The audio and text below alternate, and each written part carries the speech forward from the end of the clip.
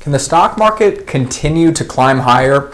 Now, even though the S&P 500 ended 2024 with 4 straight down days, which would mark the first time that happened since 1966, it did have an impressive return of over 23% for the full year.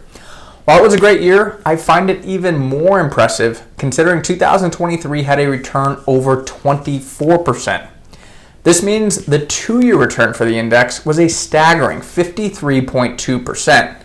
This sounds exciting, but it is important to point out that consecutive gains of 20% or more are extremely rare, and it has only happened a few other times. This includes 1935 to 1936, 1954 to 1955, 1995 to 96, 96 to 97, and 97 to 98. A lot of those obviously kind of bundled in at the end of the 1990s.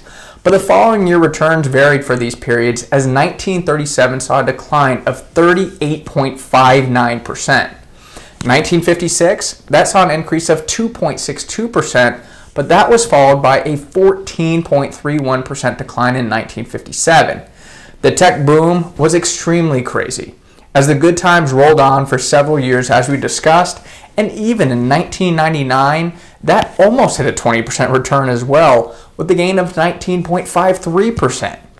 Unfortunately, as we all know, the party ended terribly, as 2000, 2001, and 2002 all saw double-digit declines. I've talked at length about my concerns over the valuations for the index, so I gotta say, I'm not optimistic 2025 will be a boom year, and I believe the downside risk is actually higher than that upside potential. If we did witness another tech boom-like period and had strong returns this year, I would be extremely worried in 2026, as I would believe that we would then be firmly in bubble territory.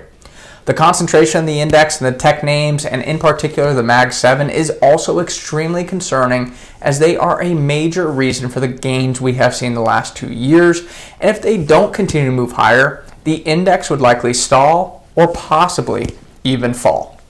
I'm Chase Wilsey with Wilsey Asset Management. If you like these videos, be sure to give it a like or comment, and feel free to check out our other YouTube videos and weekly newsletter for the latest economic news, expert analysis, and market insights.